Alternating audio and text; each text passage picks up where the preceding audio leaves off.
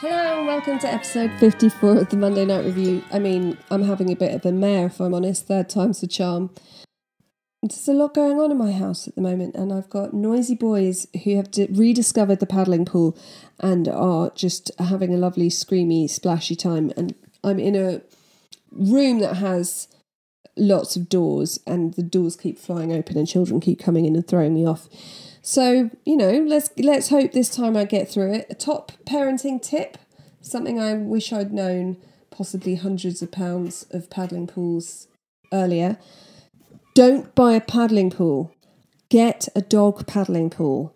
They are way sturdier. They fold flat, like they concertina up flat, and they have a plug on the side so you can just open that to let the water out.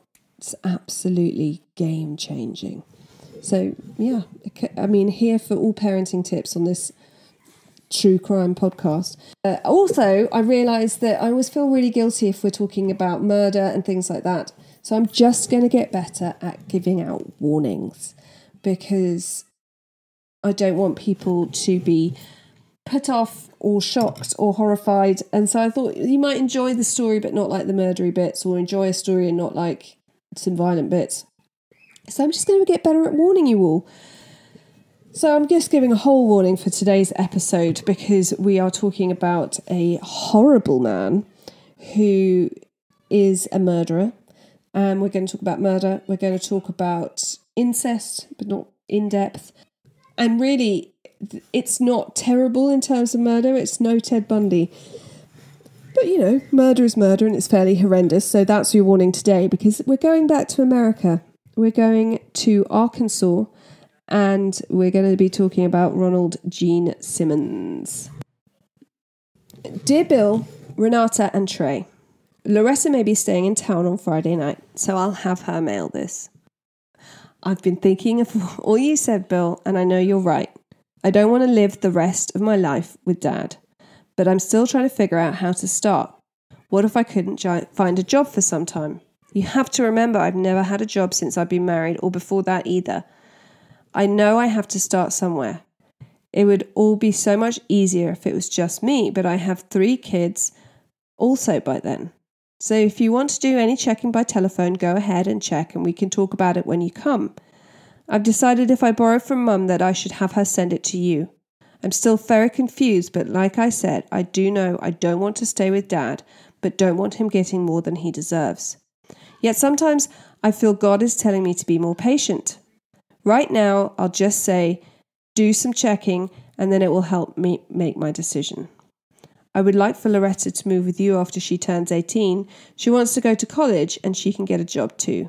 I don't think San Antonio is the place for her.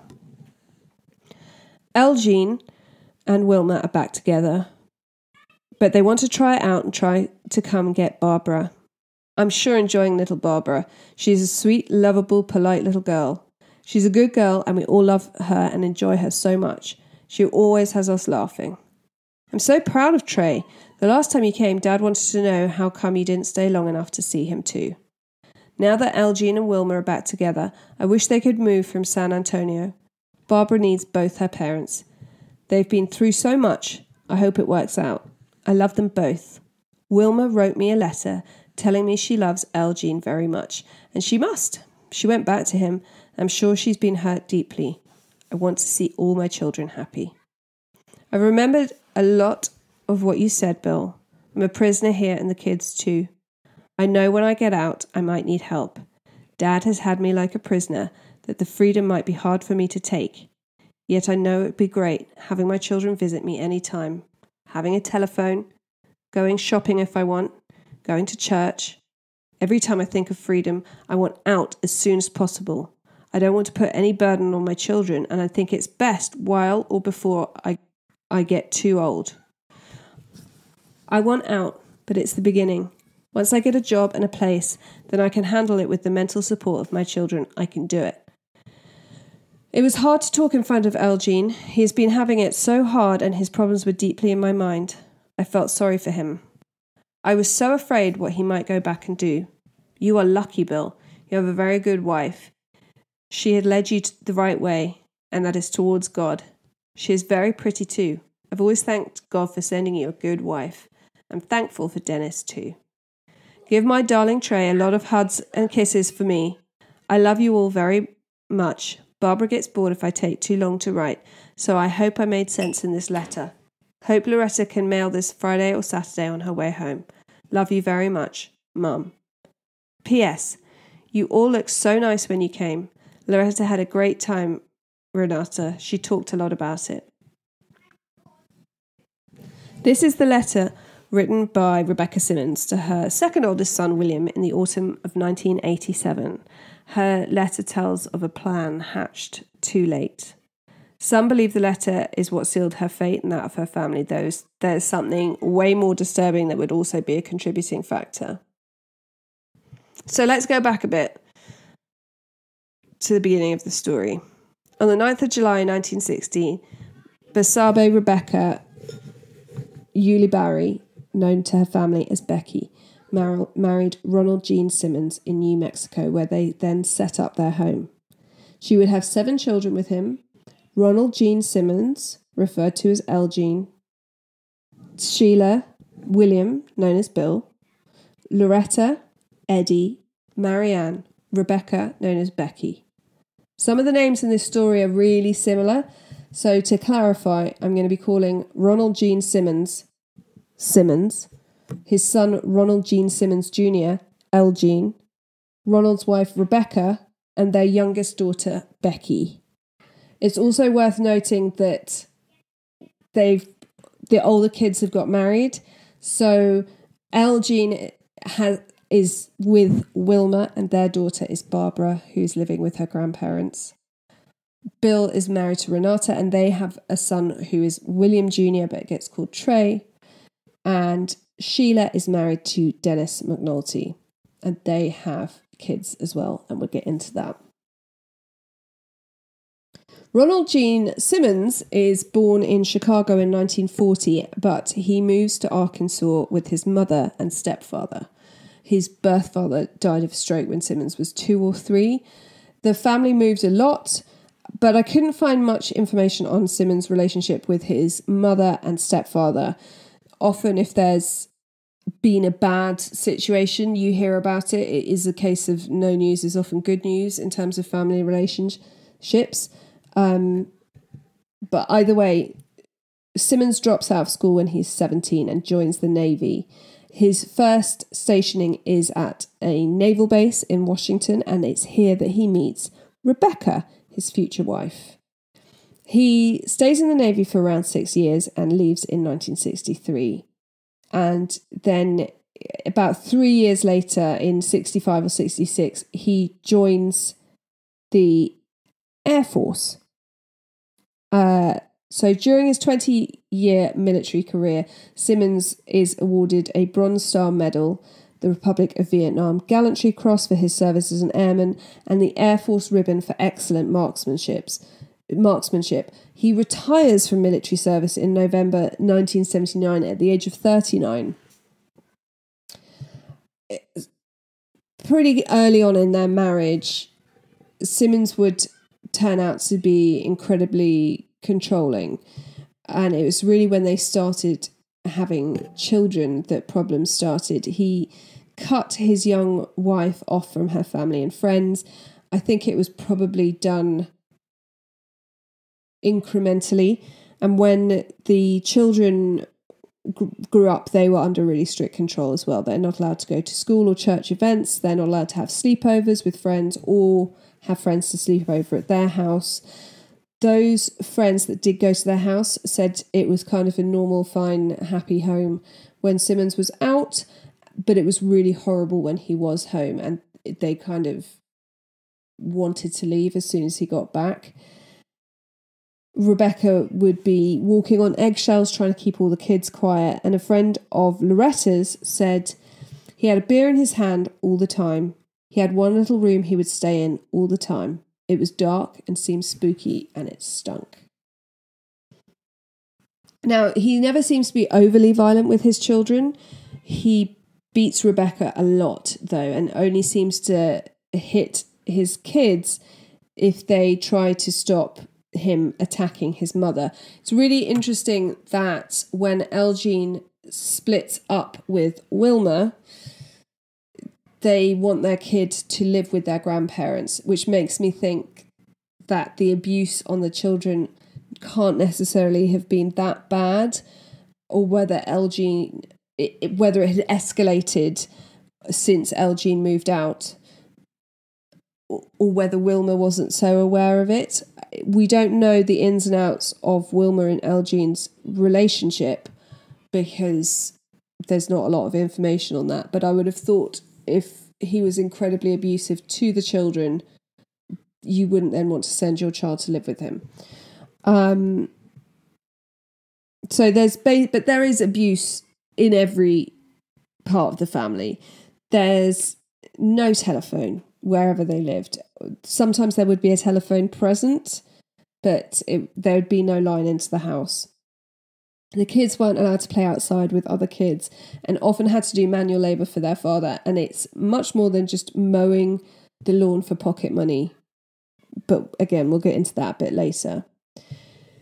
The one thing that was a real problem is his relationship with his daughter, Sheila. So a bit of a warning about, we're going to talk about incest. We're not in any way talking about the nitty gritty of it, but we are going to talk about it.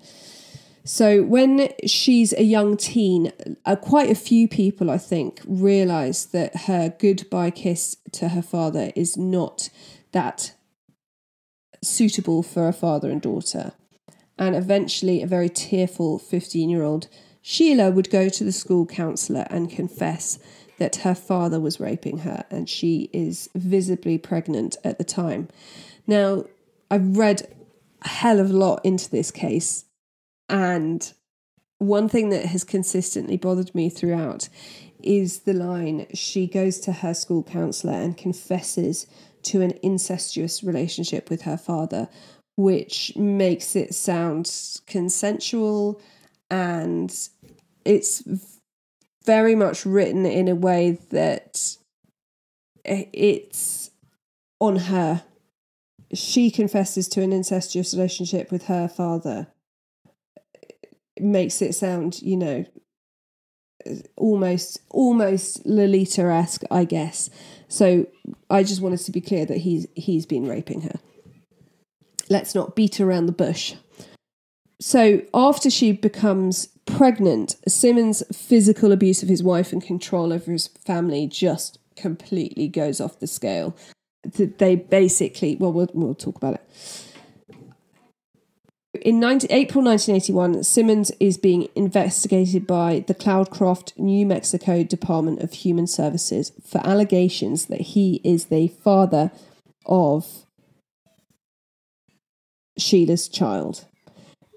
Initially, Sheila refuses to testify against her father. She's terrified, but she's eventually threatened with a contempt of court citation, and she does testify against him, and he is indicted. Not wanting to hang around for the outcome of this investigation, Simmons just packs up his family and flees to Arkansas. And though his name is filed with the National FBI computer, he stays out of trouble, never has any run-ins with law enforcement during the year that his name remains on the computers. So they have no way of knowing where he is. The family finally settles in Dover in 1983 and take up residence on a 13-acre plot of land that he would name Mockingbird Hill, and basically becomes like a prison for his family and his fortress. It's situated 50 miles outside of town, and the plot is remote and densely wooded. It's in the Ozarks, for those who know it.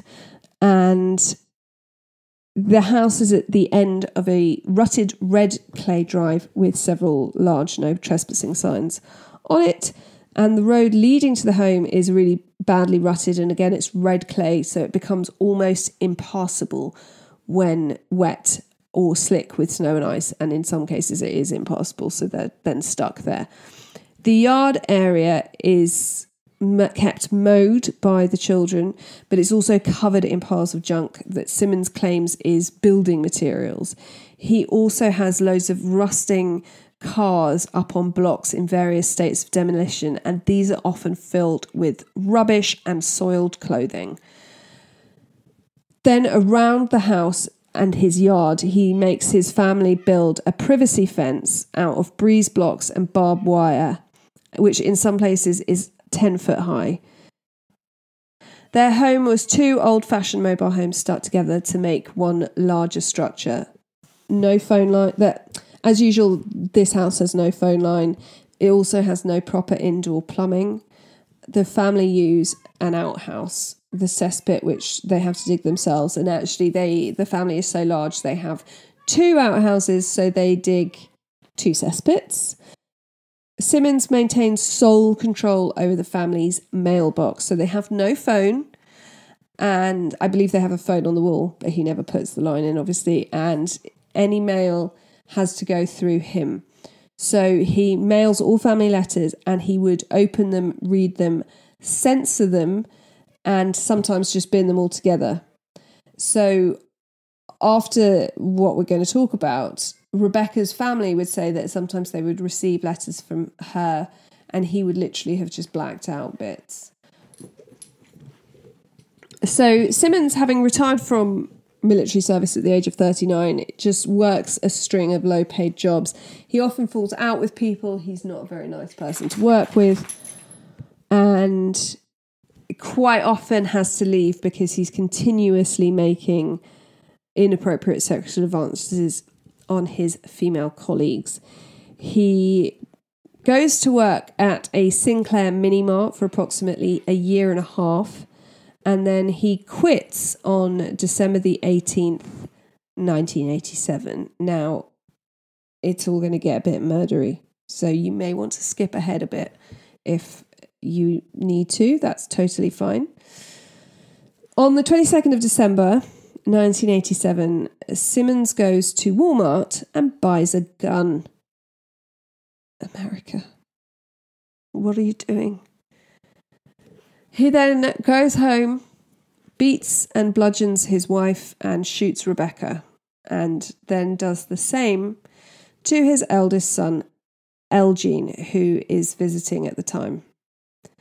Simmons goes on to strangle his 3-year-old granddaughter, Barbara, who has been living with them, and wraps her in a black plastic bag and puts their bodies in the 3rd cesspit that the Simmons family had been forced to dig over the previous weeks.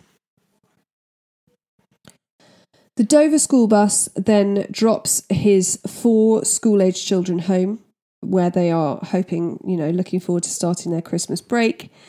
And they come into the house. He sends them all to their rooms, saying that he's got a surprise for them, but he wants to give it to them individually, so they need to come out when they're called. 17-year-old Loretta is called out of her room first, and she is taken outside and strangled whilst being held under the water in a rain barrel. We're never quite sure if she dies from strangulation or drowning. Next up is 14-year-old Eddie, then 11-year-old Marianne, and finally 8-year-old Becky, all who suffer the same fate as their older sister. All 4 children are then thrown into the cesspit. Simmons then kicks back, spends the next couple of days sitting in his chair, drinking beer, watching television, living the guilt-free life. His remaining children and their families are due to arrive for a Christmas visit on the 26th of December. Bill, who the letter that I read at the beginning is addressed to, is first to arrive with his 21-year-old wife, Renata, and their 20-month-old son. Bill and Renata are shot, and their bodies are left by the dining room table, covered with their own coats and some bedding. And their son is strangled and placed into the trunk of one of the junk cars in the yard. Next to arrive is 24-year-old Sheila, her husband, 33-year-old Dennis Raymond McNulty, and their children, 7-year-old Sylvia, who is the daughter of Sheila and her father, and 21-month-old Michael, Sheila is shot first, then Simmons shot Dennis and strangled Sylvia, who ran from her father/grandfather and is found later face down on the bed where she'd been trying to hide. Michael is strangled and placed into the trunk of yet another parked car, and then all the other family are laid out in neat rows on the floor of the dining room, except for Sheila, whose body is laid on the dining room table and covered with her mother's best tablecloth.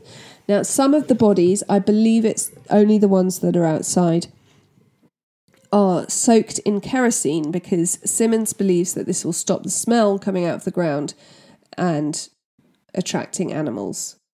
Later the same day, Simmons drives to Russellville, the local town, where he stops at a Sears store and picks up Christmas gifts that had been ordered and not made it in before the family holiday. Seems really odd that you're starting to run errands now, Russell, and you've been a fairly shitty husband. And then he goes and has a nice drink somewhere, and then he returns home to kick back for the rest of the weekend. Probably more beer, more sitting in his chair, more watching telly, all while the dead bodies of his entire family are lying around. So when Monday the 28th of December rolls round, Simmons drives L. Jean's car to Russellville, where he goes to Walmart and purchases a second gun. Why, America? His next stop is the Peel, Eddy and Gibbons law firm, where he enters the building and shoots receptionist Kathy Cribbins Kendrick, killing her. He gets back into the car and goes to the Taylor Oil Company, where he shoots and wounds Russell Rusty Taylor, who was the owner of the Sinclair Mini Mart, where he'd previously worked. And then he shoots and kills J.D. Chaffin, who is a fireman and part-time truck driver for Taylor Oil. Simmons shoots and misses another employee before leaving. He then goes on to the Sinclair Mini Mart, where he shoots and wounds Roberta Woolery and David Salyer. Sorry if I'm pronouncing that wrong. And apparently one witness is there and says that they heard the shots and saw Simmons, and then they just start hurling, I think it's cans of Coke, but I'm not entirely sure, at him until he leaves. And then Simmons' last stop is the Woodfine Motor Freight Company, where he finds his former supervisor, Joyce Butts, and shoots her, wounding her in the head and chest. So he then takes another worker, Vicky Jackson, at gunpoint into the office and tells her to call the police. He allegedly told Jackson, "I've come to do what I wanted to do. It's all over now. I've gotten everybody who wanted to hurt me." And then he sits chatting with Vicky until the police arrive, and he just surrenders like a lamb. At the time, the police believe they're just arresting a man who's gone on a rampage through the town. They would later find the horrendous crime scene at Mockingbird Hill. Blood and brain splatter stains the carpets, where close by the Christmas tree twinkles and wrapped presents lie under a tree. A bloody handprint is found on a wall and believed to belong to either Elgene or Bill, who was trying to get away or stop their father. Simmons is immediately sent to Arkansas State Hospital in Little Rock for a competency evaluation by psychiatrist Dr. Irvin Kuo, I believe. Kuo finds that Simmons is sane and capable of standing trial, and public defenders Robert G. Doc Irwin and John Harris are appointed to represent Simmons, and the prosecuting attorney is John Bynum. Jury selection for the first trial takes less than 6 hours. So he's going to have 2 trials. He's going to have one for those he shot, wounded and murdered in town on the second rampage, and then he'll have a trial for the deaths of his family. Simmons is convicted on the 12th of May 1988 in the Franklin County Circuit Court for the deaths of Kendrick and Chaffin, and on the 16th of May Judge John Samuel Patterson sentences Simmons to death by lethal injection, which Simmons has requested, plus 147 years. I don't know how that works if someone's sentenced to death and 147 years. There's lots of things I need explaining about America. So Simmons refuses all rights to appeal. He doesn't want an appeal. In fact, he requests that he gets executed ASAP. On the 10th of February 1989, Simmons is then found guilty of 14 counts of capital murder in the deaths of his family members. And again, Judge Patterson is presiding. Now, Prosecutor Bynum offers a possible motive when he presents an undated note that's discovered in a safe deposit box at the Russellville Bank after Simmons' arrest. The letter seems to indicate a strong love-hate relationship between Simmons and his daughter Sheila, and after the judge rules the letter admissible, Simmons lashes out at Bynum, punching him in the face and unsuccessfully struggling for the deputy's handgun. Officers rush him out of the courtroom in chains, but this happens right by the jury just as they're about to go out and go into a deliberation. So it's not ideal timing and they decide on a load more death sentences for him. So on the 16th of March 1989, Simmons was sentenced to death by lethal injection. And again, he waives all his rights to appeal. Now that should just be the end of that. But it's not. Simmons never wants to appeal his conviction. He just wants the death penalty. He wants it to happen as soon as possible. And he wanted to kill all the people he had killed, and no doubt the ones who survived. And he's just happy to receive the death penalty. But this would cause him loads of trouble when he goes to death row, as the other inmates felt his refusal to appeal the death sentence would affect the outcome of their appeals. Though I would think it would actually improve their chances, because you never know if a judge or if an appeal is allowed. Maybe, I don't know, I would just assume that would make them... I don't think they'd want to be seen to allow every appeal or go with every appeal. So it wouldn't fluster me, but a lot of inmates are really ticked off and his life is in danger a lot. And another inmate puts an appeal through stating that the decision jeopardizes the right to appeal of the other death row prisoners. So feelings ran so high that Simmons has to be kept separate, but the appeal is thrown out by the court. But it's taken up some time, delayed the initial execution date, which Simmons, as I said, has requested be carried out as soon as possible. And he's actually watching television, eating what he thought would be his last meal, when he hears that he's had a stay of execution. But it isn't a long-term thing. It only delays the inevitable, and Simmons's death warrant is signed by then Senator Bill Clinton. And on the 25th of June 1990, Ronald G. Simmons is executed by lethal injection. The first solution is given at 9:02 p.m. and the prisoner is declared dead 17 minutes later. None of his family would claim his body, so he's given a pauper's burial at Lincoln Memorial Lawn in Varna, Lincoln County. So there's a couple of things that, obviously there's nothing really to like about this case. It's just grim. But something I really hate about it is the fact that Simmons actually gets a lot of what he wants. He requests execution by lethal injection and for it to be carried out as soon as possible after his conviction. Both of these get agreed upon. And I think, at the time, definitely, I'm not sure if it still stands, but it was the quickest execution from date of, I don't know what you call it, date of being given the death penalty to actual execution. It was the shortest length of time. He's a sane man who cruelly abused and murdered his entire family, including babies.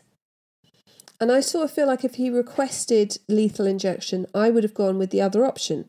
I'm not sure what it was. We don't have the death penalty, and frankly, all options to me seem a bit barbaric. But whatever, it says that he chose lethal injection. So whether the other option is electric chair, maybe, I'd have been like, what do you want? Right, you're having the other one. And then I'd have made him wait on the hook for a few years. I mean, obviously, he committed the crimes in 1987 and was put to death in 1990, but I'd have just let him stew for a bit.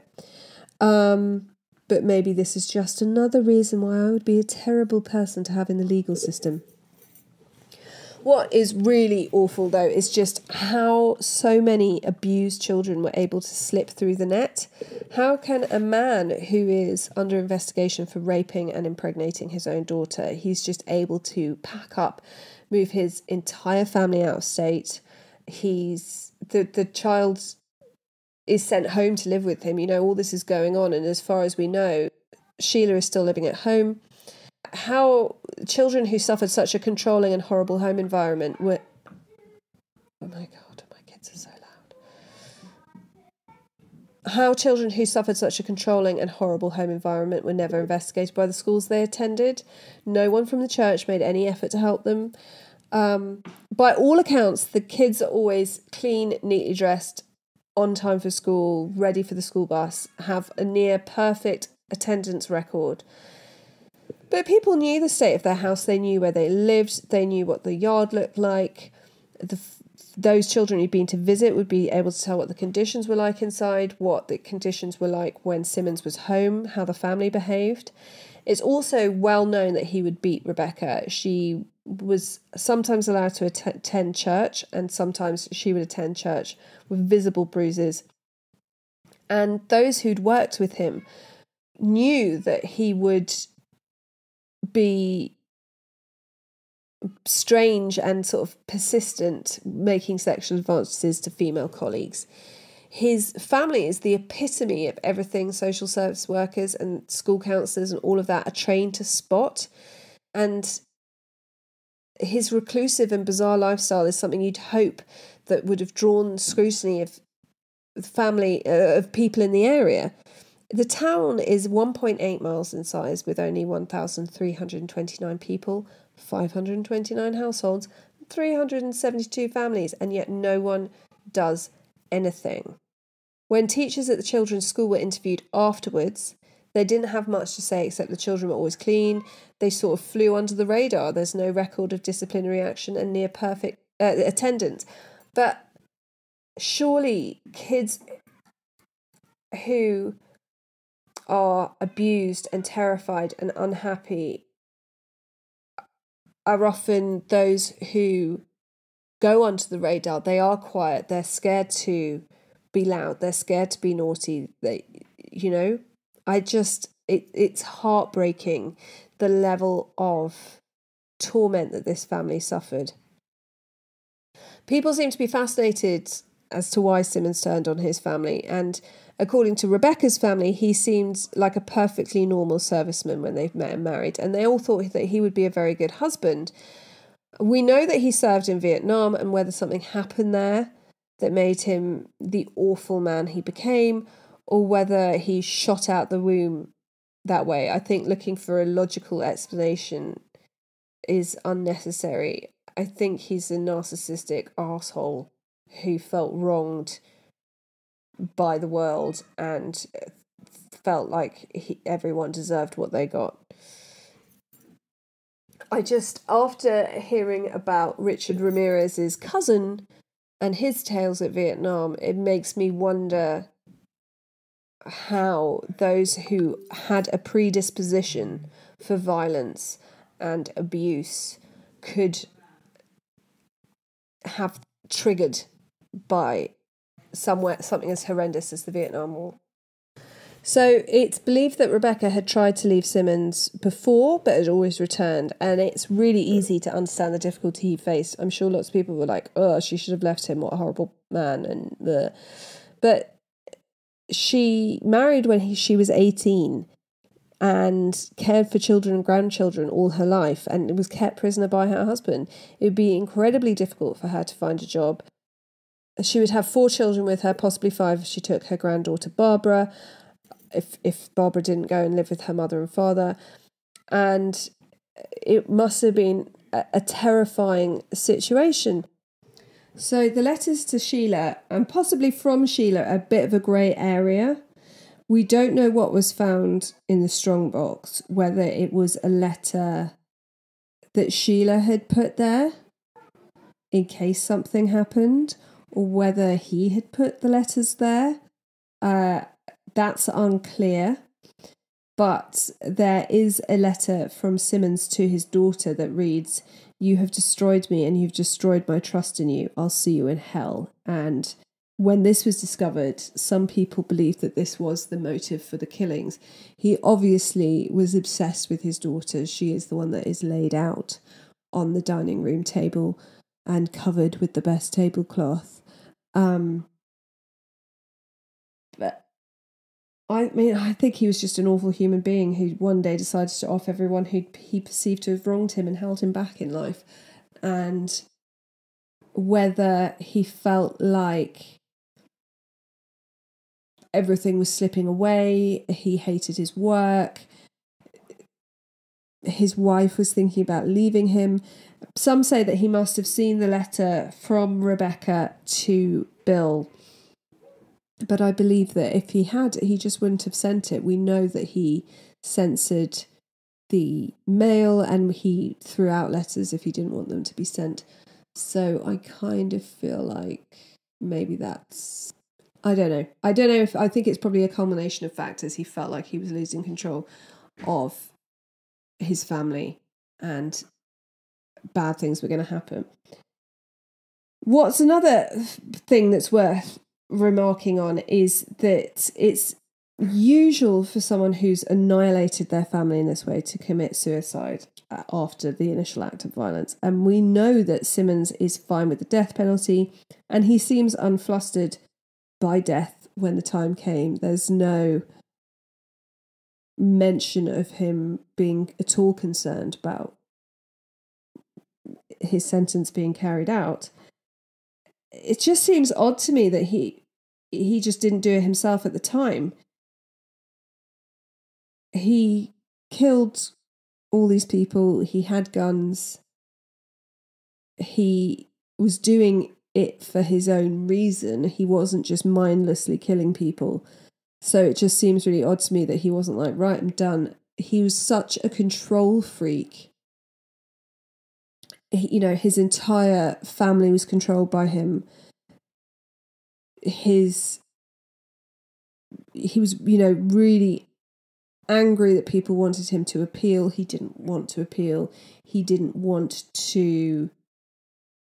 wanted his death sentence to be carried out as soon as possible. For someone who's so controlling, I would have thought that he would want the control of just deciding how and when he makes his exit. At the time, I'm not sure, I haven't checked. At the time, this was the worst mass murder in Arkansas history, and I believe that is still the case. And it was the worst crime involving one family in the history of the United States of America, and that is the horrible story of Ronald Gene Simmons. Worth mentioning, he is nothing to do with Gene Simmons from the rock band Kiss. It's so weird, because when I first started reading up about him, I was like, oh God, boring dude who just kills his family. Also, he's one of those guys who, I can't do maths, who's born in 40, 50, 60, 70, 18. So he's 50 when he dies, but he looks way older. So it's just, there's just so much going on there, and I just feel so horrified for his family who lived in such a grim, isolated existence. I hope we don't have to talk about him ever again. I was on the way, my kids had their first swimming lessons since we moved today, and on the way home I was like, I'm actually really pleased about never having to think about this absolute arse again. Thank you, as always, to my patrons. I should also say that I'm wearing what I believe may be the first bit of Monday Night Review merch. When it's ready to go, I will upload a picture of it, and anyone who is in the top 2 tiers of my Patreon, such a weird word, isn't it, Patreon, will get a discount on any merch, so it's worth having a look there. Also on Patreon, you can sign up to one of the tiers, and the only thing you get is you get ad-free episodes, so it's worth having a look at that if you are someone who hates ads. Also, you can find us on Instagram at The Monday Night Revue, Facebook, The Monday Night Revue, Patreon, The Monday Night Revue, and we have a website, Monday Night Revue .blogspot. All of these links are going to be in the show notes below. Oh, you can also email us at themondaynightrevue@gmail.com. I love to hear from you. I love your recommendations and suggestions. I love to know what podcast you're enjoying. I'm really enjoying Morbid podcast. If you haven't heard that, it's another pair of badass women talking about true crime and stuff, and they are really nice and easy to listen to, so I recommend that. And until next time, be kind, stay safe, and always check the back seat before you drive.